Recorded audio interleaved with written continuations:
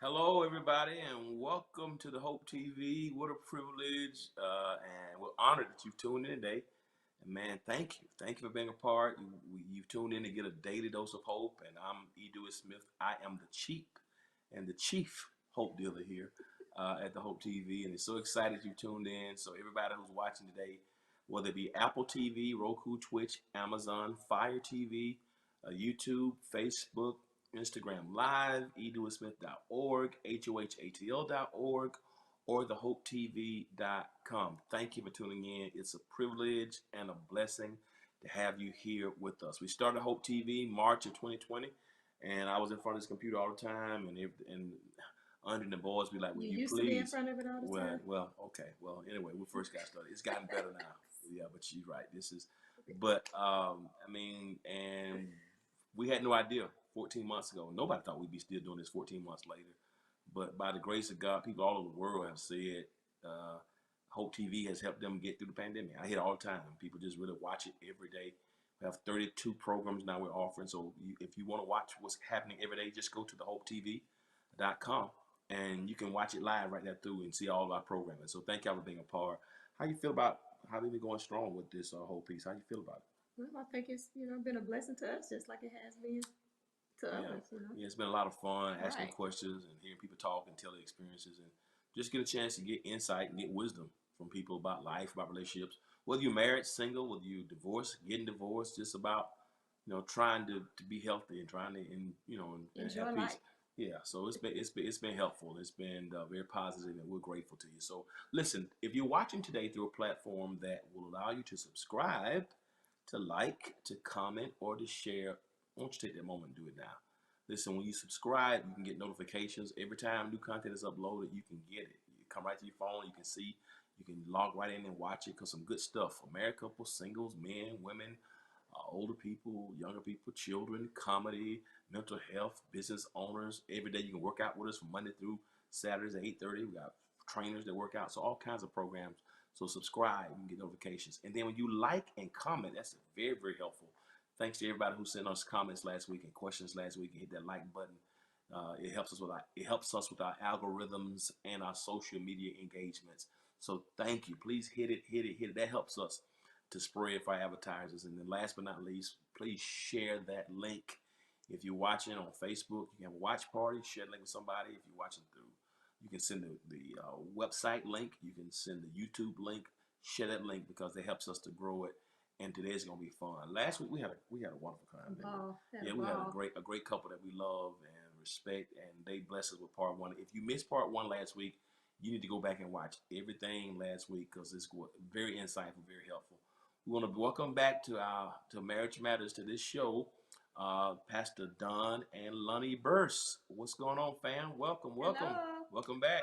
Hey, Hi. How y'all doing? How's Las Vegas? Fine. Doing good. Windy. Yeah, it's windy, but it's beautiful outside. I hope we get a chance to come out there. I love, that's one of my favorite places, So I know. get a chance to come and, and enjoy. We want you to come, Pastor. Yeah, that's amazing. I look forward to it. Yeah, you want to start? You want to get started? Sure.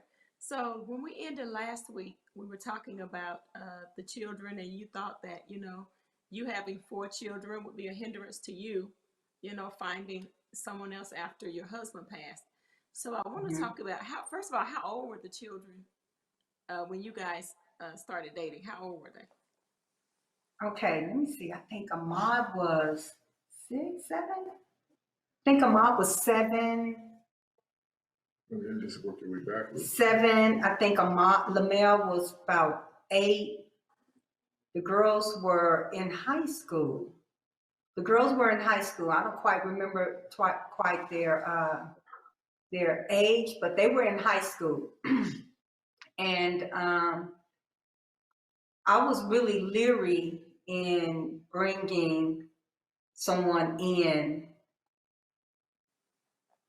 besides their father.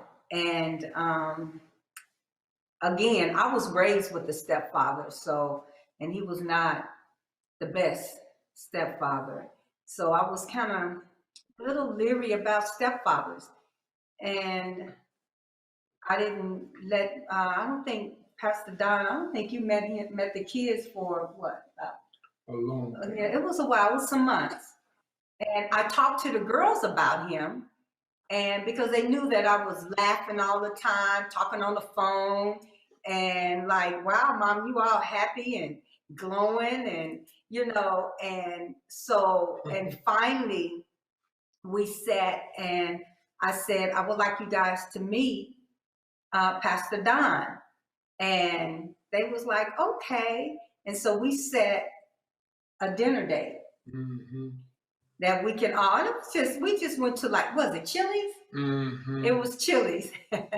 So that Don can meet the kids. So when he came, we all met, he met us there. When he walked in, Milan noticed him.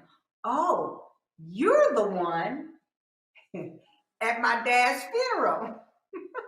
I'm like, uh-oh. That was funny. Cut the music. They cut the music. So she immediately like, you're the one. And he said yes, and he explained to her the reason why he did it. And how what she had wrote, and the song was just having everybody crying so hard that he's like, I needed to just kind of like calm it down a little bit. And she was like, okay, I understand. And then my middle daughter, which is our lawyer, she started asking him questions. Stop. She ain't asking no questions. She Sister girl started interrogating me. he wanted to know, do you have any children? Now it's funny, I have 4. I'm bringing 4 kids on, and she felt that it would be a problem if he had kids. She said, Too many. he said, do you have any kids? What else did she say? She said, what kind of work do you do?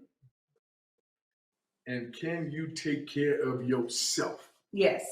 She asked him, can you take care of yourself? Yeah. This is what Armani asked. Yeah. So she was like, I just want to know, you coming in and trying to, so, and he said, yes, I can. I can take care of myself and you all. And then she asked him when he told her that he was a pastor, she was like, that was already a kind of, that means we got to go to church every Sunday. And wait, what else she asked you? Oh, and then he said he owned a security company. She said, oh, so you a stalker. No, she said you got stalker potential. Tendencies. The boys were just, you know, my baby, he was really happy. And Lamel was a little kind of like stern, like I'm the man of the house. Yeah. And it was initially it was rough going in, but you can expect that. Right. But I love to laugh. I love to have a good time. So I was able to cut through some of the cut across the yard because I act crazy, I talk crazy, you know, and I like to eat and go out. So I had them. Once I realized that, look, we live in Las Vegas. When I realized them boys love buffets, it was a wrap. So, but after the interview, they gave him thumbs up. They did. So how long was it before he met them? I want to say it was about 4 or 5 months. Easy. Yeah, it was about 4 or 5 months. Yeah, but So he ask still me, had not so come to the house. So would you call yourself serious about him at that time? Did you know he was the one at that Yes, time? yes, I saw myself seeing that this can go a little bit further. And I didn't want to bring anyone home, no, or even introduce to my children that I didn't think that I was really kind of liking them. And I cooked for him and invited him over. And what happened that first day when I came over to the house? What, the dog? The dog didn't like me. The dog bit me. Are you kidding? He bit a hole in his jeans. The dog bit a hole in my jeans. Those are my fishing jeans right now today.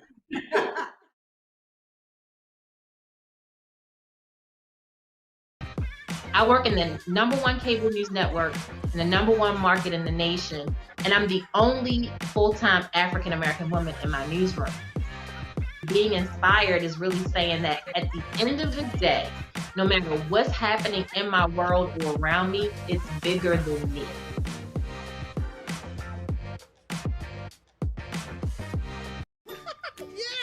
Sam, Elmo. Oh, hey, Julia. You ready to play band with us? I'm going to play my clarinet. And Elmo's gonna play his drum. Drum loud. Oh, well, you know what to do, Julia. Julia knows. With Julia's autism, loud sounds can be too much. But she still loves to make music. Play band. Early screening for autism can make a lifetime of difference. Find out more at screenforautism.org. I want you to talk to us about what your experience is like as a millennial in the entertainment industry. I would honestly say that my gender probably played more of a factor than my age did. She's a female, so she probably don't really know, or she probably can't really, and so then they would just write me off. But we got that together.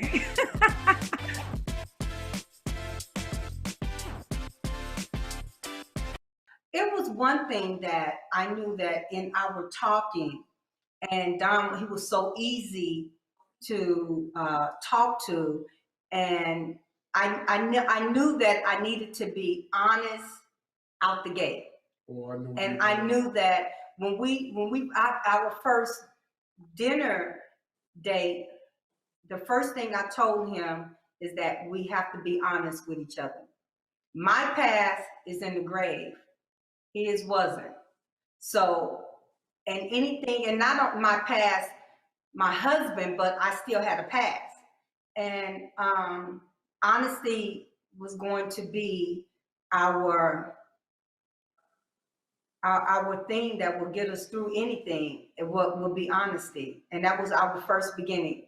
We got to be honest. We have to tell the truth. I don't care if it hurt, we can get past it.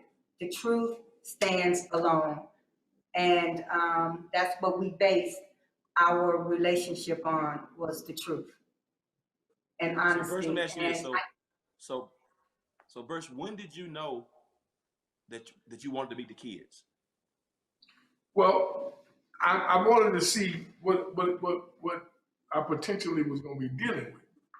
And, you know, to have 4 kids, you know, to go from none to 4, you know, I need to know, you know, they, you know, they had third eyes, and, you know.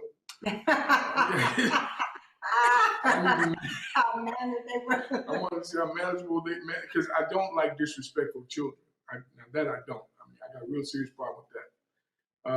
Were they wild? I needed to lay eyes on them. I heard so much about them, so I was excited to see them and meet them. And it really went well. Dinner went well. And to be honest with you, I was excited to meet them because I've longed to be in a part of helping raise children, because I wanted children so bad. So did you ask her to see them first, and she wouldn't let you do it? So did you ask her, I want to meet the kids? I'm trying to figure out how did that come about. For those who watch it right now, maybe they may be in the same situation you guys were in. Like, who initiated it? Did you say I want to meet them? And she said, well, not right now. Did she say, do you want to meet my kids? I'm trying to figure out how did y'all get to that point of having that dinner at Chili's? what happened was I never asked her, can I meet the children? I know I wanted to meet the children, but I also knew that the way some things happened in her life that she shared with me, I knew that that was an area that had to play itself out. That had to happen on its own accord. She had to invite me because of some of the things she shared with me. So I knew I didn't want to, I had to tread lightly in that area. So what happened, she invited me to dinner at the house. And then, because she never told me, I never knew where she lived until the dinner at her house. I never knew where she lived. All she would refer to it as, I live in Green Valley. That's all she said. And Green Valley was a good hoof away from where I live. That was a good ride. So, and that's when I met the kids. And after several interactions with the kids, me and the boys just clicked. And the girls loved me immediately, I think. The boys clicked, but they were still like, Yeah. And but she invited me, and I was really ecstatic that she did because I wanted to meet those kids. And I want to say that he was. Go ahead, Lonnie. He was very patient with me, and I knew then the type of person that I felt that I was engaging in. That he was just patient, even with some of the things that when he came to the house, how I never changed certain things. My husband's, I had a 11 by 100. I had a huge picture of him in the living room. And now I think about it, I'm like, wow, that was torture because I don't think I would have did it. But I put him through. But the help with that is that when we got married, I moved in with her. Yes. But my husband's picture was, every time he came over, his picture was still in the living room, sitting on the stand that as soon as you walk in, you greet. And he would be funny. And when he would come in, he would say, "Hi, Melvin," and keep going. So, I'm like, what a trooper. Yeah, you gotta be secure at that point. You gotta be, hey. Yeah. And so that was really, all those things played a role in knowing that, wow, this is a great guy. This is the type of guy that I can see myself with. And I asked God this question. I prayed, and my prayer was, God, don't let me do the picking of the guy that don't let me pick him, God, because if I pick him, he's gonna be what I already had. I already know what, some things that we like certain things, and not that it will be good for me, but I wanted what God had for me. And I said, God, you do the picking, not me. And yes, Lord. Look what he picked. Yes, Lord. So anyway, okay, back to the dinner. So Pastor Burst, you don't have any biological children of your own. Have you ever, did you ever at one time before, want children of your own biological children? Absolutely, I did. There, one time in my life, I was told that I had a child, and tests were done to determine that child wasn't mine. And I've always longed to have children, so I made up my mind. I need to know why I can't. What's up with this, And it was determined that I couldn't have children, and I've always wanted them. I love my nieces and nephews, especially when they were little folk. So it just wasn't. It didn't happen. It wasn't in the cards. But to marry a woman with 4 children, and then along, now bear in mind they all are Dixons. So while we're dating, my mother-in-law was ill, but had the custody of Her grandbaby. her grandbaby, and they had dual custody of the grandbaby.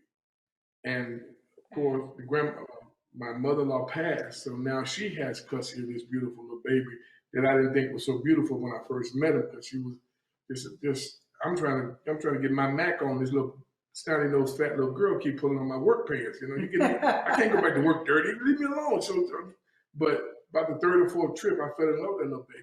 I started changing her and everything when I was at the grandmother's. Well, my mother-in-law, bless her heart, she went to be with the Lord.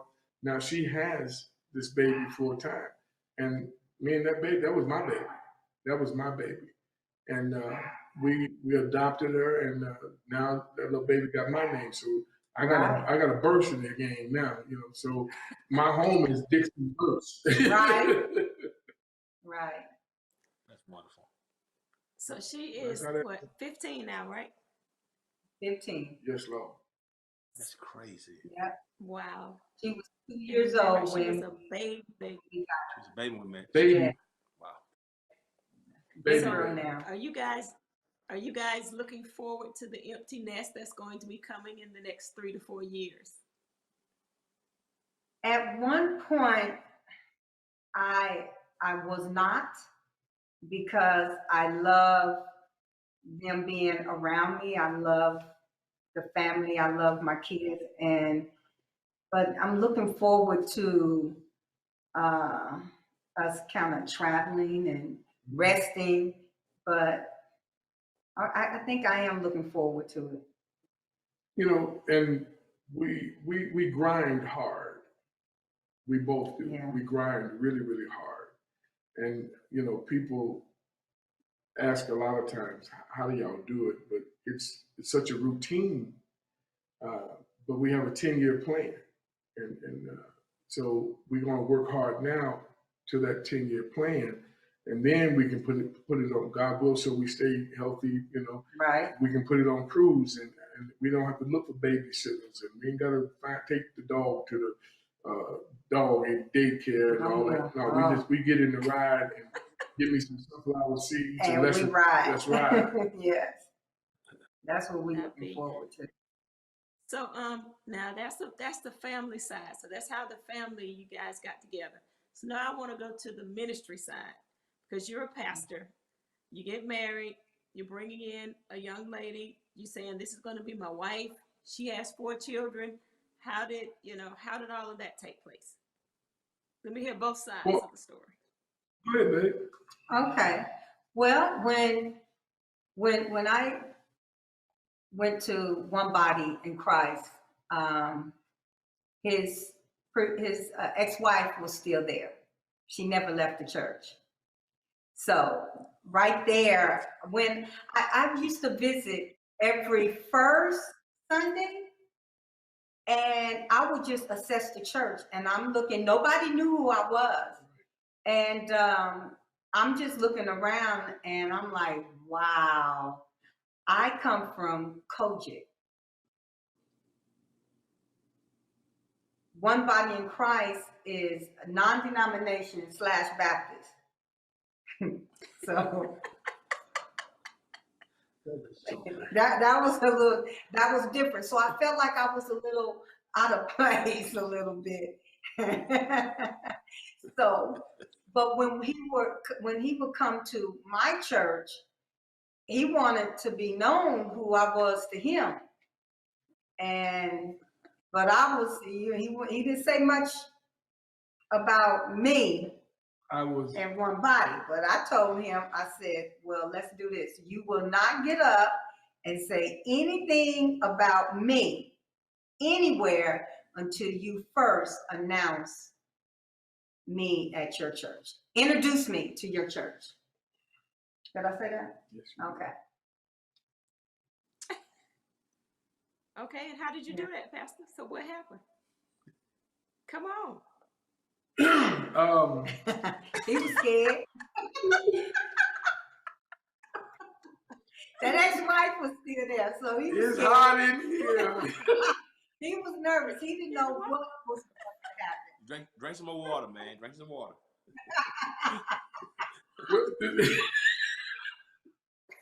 This is what happened. How the kids said, this is what happened. Well, anyway, she made such a valid point. And I'm like, oh my goodness, Don, you tripping, bud. You know, you really tripping. But what she added to that was that she didn't tell you what she says, you're gonna need to know how to cover me. You need to learn how to cover me. And I'm like, wow, okay. So she was only coming first Sunday, which is our communion Sunday. Of course, y'all know that's the busiest Sunday, everybody comes pretty much. So at the end of the service, this first Sunday service, I in my pastoral remarks, I stood up and I did whatever. And I said, now before y'all leave, I need to introduce to you all the future First Lady of One Body in Christ Christian Church. And everybody looking around. Now, bear in mind, they only saw the first Sunday, so it was like a hit and miss. You know. So I said, did I call you Queen then? No, you call me Lonnie. I said, Lonnie, stand up. And she stood up. And those who genuinely love Pastor, but also know the Hill Pastor just got through with, they started applauding, amen, amen, amen, amen. That Sunday, while they amen, I saw a few folk grab their purse and leave. Right then and there.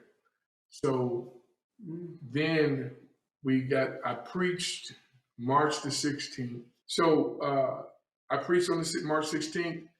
That day, God bless the good word. And that was the same day we came back at 3 o'clock and got married. The church was jam-packed. I never asked her to marry me. I just told her we're getting married. Because my mother-in-law told me, she said, I want to see a wedding before I die. I want to go to a wedding before I die. And I told her, I said, Mom, I'm going to make sure that happens. You can best believe that's going to happen. So how long did y'all date before y'all married? 1 year. 1 year. I wasn't playing. I was not playing. Ain't no way in the world was I going to let this woman get away from me. No way, no way, no way. So in my opinion, we were moving fast, but I didn't want to offend her or scare her off. You know, I'm like, God, you know, but I knew what I wanted. I knew I'd fallen in love with them children, and I got my own, you know, baby. All this stuff is going on. You know, I could potentially gonna have my own daughter. You know, all this, and we like we can do this, and that's what we were, and everything went well. But the church, they loved her from day one. Because we had a fellowship. Well, I had some that was. Yeah. It's always gonna be a few. Yeah. How did the ex-wife leave? She just left on her own. Yeah. But there was no altercation. There was no nothing. I was doing a revival at another church here locally, and it had some making up, like some folk wanted to make it an ugly situation after. I didn't even know this stuff was going on. And because she's not confrontational, because she's not ignorant, and she carries herself with such class, they didn't get no reaction like they may have wanted to. So next thing I know, she leaves and took a slew of people with her. Now, y'all, took a slew of folk with her. But for every one left, God sent 3 more. And to this day, she and I communicate with each other. We don't. There's no hard feelings. There's no issues. I can't tell you the number of times that I've called her and apologized to her for my part of the divorce. I can't even count how many times I did that. I really did. You're right. I needed to be free of that. And then my attitude was, I did not want to be a repeat offender. That's good. That's great. Didn't want to. Yeah. I didn't want to do that. So I needed to make sure that everything was well. So everything went well, and the church just loved her.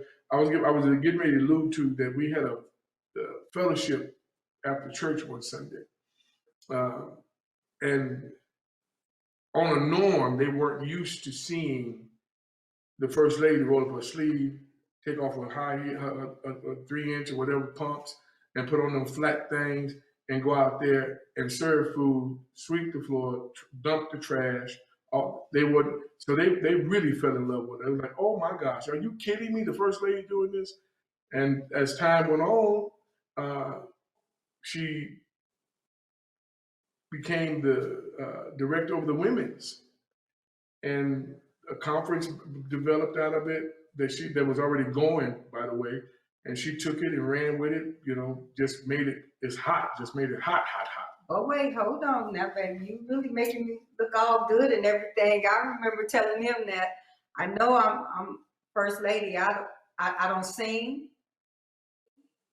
I'm not getting. I don't speak. So the expectations of first lady, they think you can sing and you can speak. Yes. And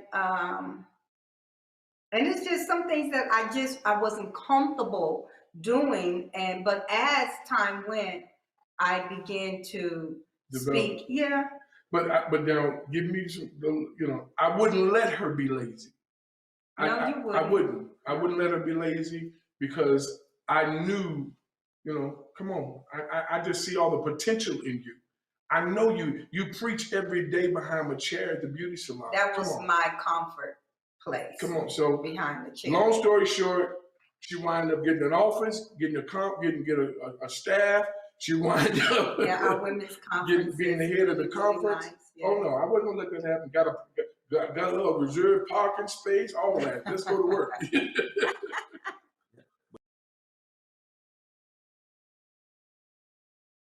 I was super excited to find out that Sound Mind wanted to address this particular issue when it comes to our children and their feelings. I recommend as a therapist that it's so important for the parent, the guardian, the foster parent, whoever, to make sure that you're present. And I don't mean just in the room, but pay attention.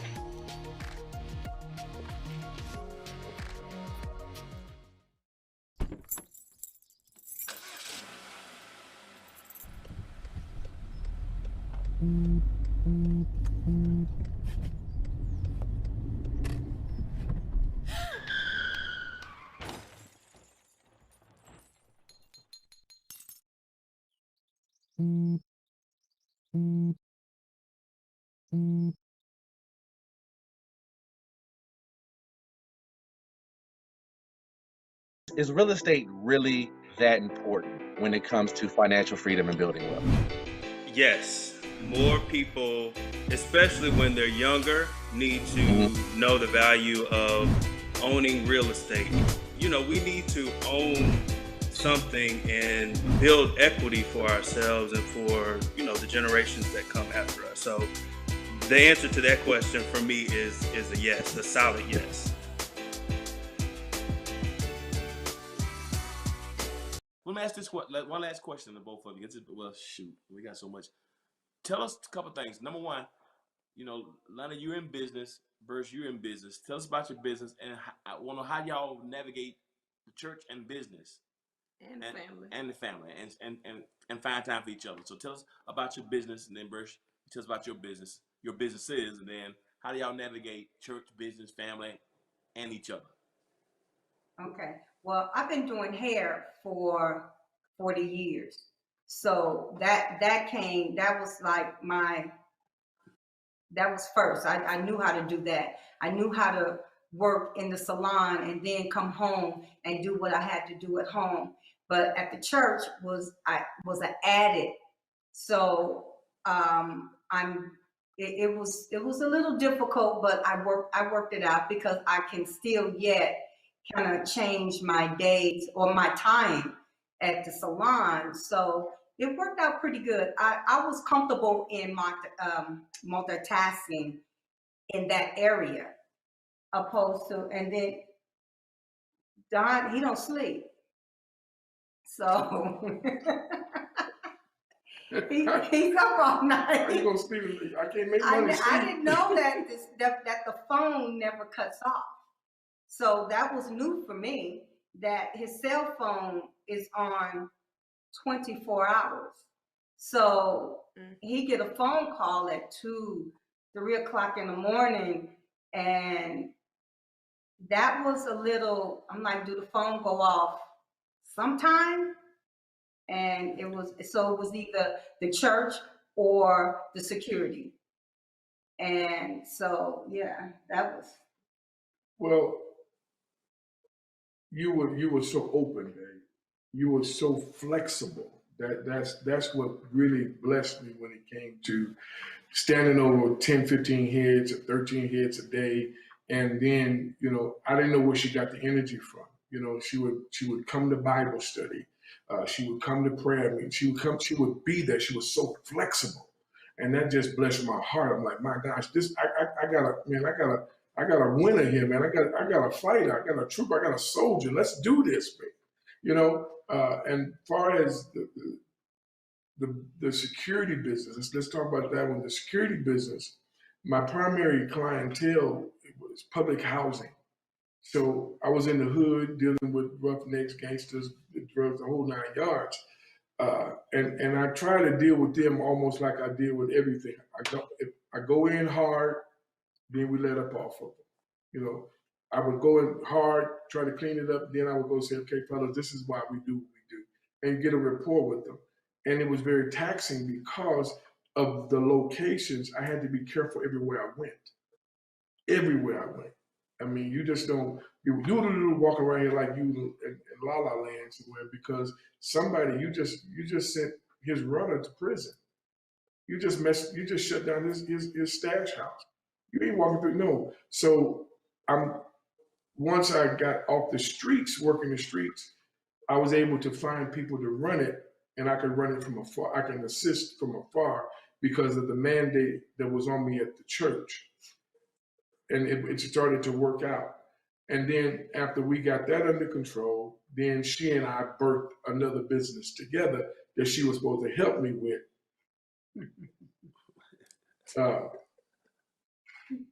But she helps you from afar. I help you. Thank you. Yeah, she does. She lets me get up in the middle of the night and go get dead folk. That's what it is. I've been with you a couple of times. It's a removal business. And we pick up, and that was a business that she and I birthed, and we go, and it's been really good to us. It's been really good to us, and I've never been able to sleep a lot, because at one time in my life I had a radio on the side of my bed, I had a pager, I had a cell phone, and 35 years later, that's just who I am. And but like I said, 10 and gone. Yes, sir. Yes, sir.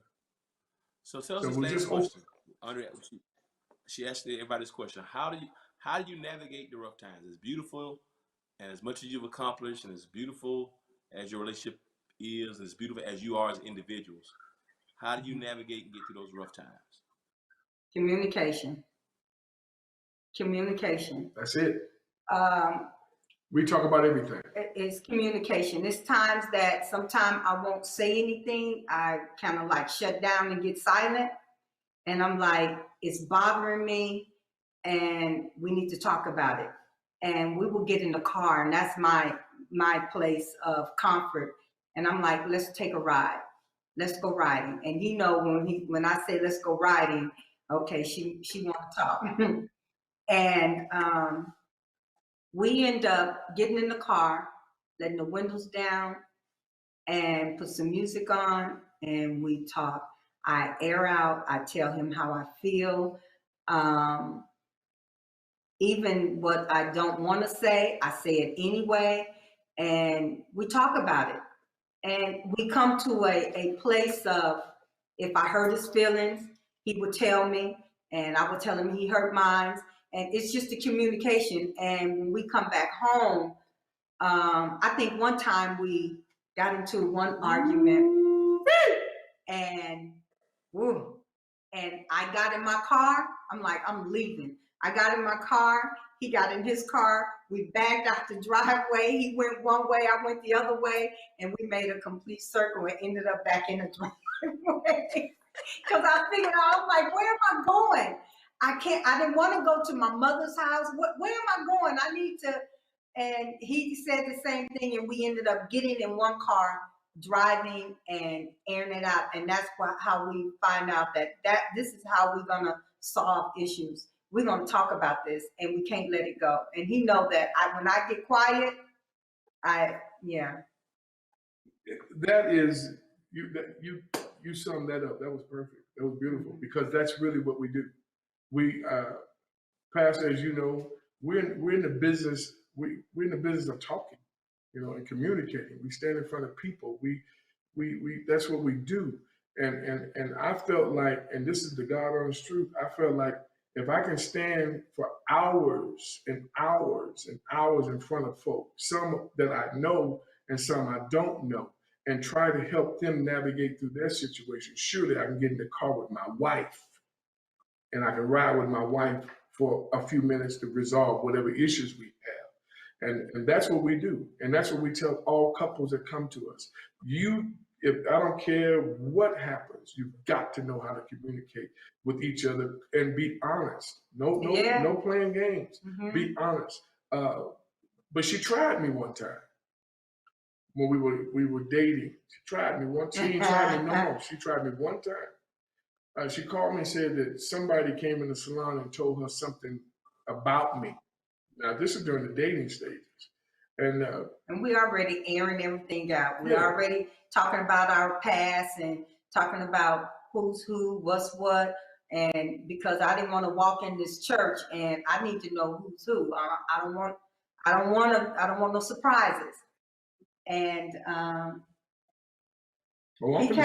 he kind of checked me real quick, because at first he come off with this, oh, so nice and calm, and when he kind of checked me and hung up, I said, "Ooh, I like him." he kind of,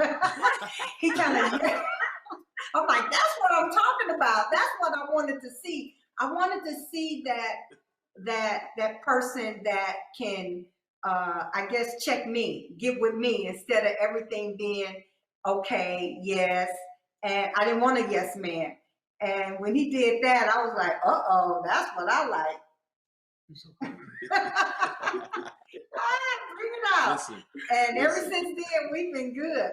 But back to, it's important that, that goes back to the honesty. It's important. And again, I say the honesty is what's going to stand no matter what. You're going to say, well, you know what? You told the truth. And the truth is going to be there. The lie is what you can't forget. Even you can't forget the lie. You will always remember the truth. The truth always stands alone. And that lie will always keep coming back like, but you lied. And you lied instead of telling the truth, and we can move forward. So that's what we stand on. But that even, Pastor, has been even in my passage with her. Lonnie is not going to sit on the front row and say amen if I'm way off left field. Oh, no. She ain't going to happen. She's not going to agree with me when I'm wrong. She's not going to, pacify me and patty cake with me. She ain't doing none of that. And we have I have a little saying with her. I said, baby, I know when I'm preaching, when I hear you say, Reverend. If she say that, I'm doing good. I'm doing good. Listen, y'all are amazing. Y'all are amazing. And we just want to thank you for coming on. I mean, anything you want to say before we close? I appreciate you guys just taking the time out with us. I know you guys are busy, so thank you for taking out of all of your businesses to spend time with us. And we just appreciate you. Appreciate the friendship. We love y'all, man. We love you guys, and this is an honor for us, and to even be on the same platform with you guys. And you are our spiritual parents, and we love you guys. So yes. To God be the glory. Well, we love you. We thank God for you. Family, you've been watching this episode of Marriage Matters with Pastor Don and Lady Lonnie Burse. They have shared so much. If you missed last week, go back and watch part 1. It's going to bless your life. It's been so rich. I don't even want to end the conversation, but I know we're out of time. And we're going to have it back at a later time as well. So, other than that, we appreciate everybody who's watching. Share this link, hit that like button, and share it with somebody who you know needs some inspiration. We're going to close this segment of Marriage Matters. We're going to log off now. But as always, remember this. If you will be good to God, then God will be good to you. Until next time, peace. Bye, guys. Bye.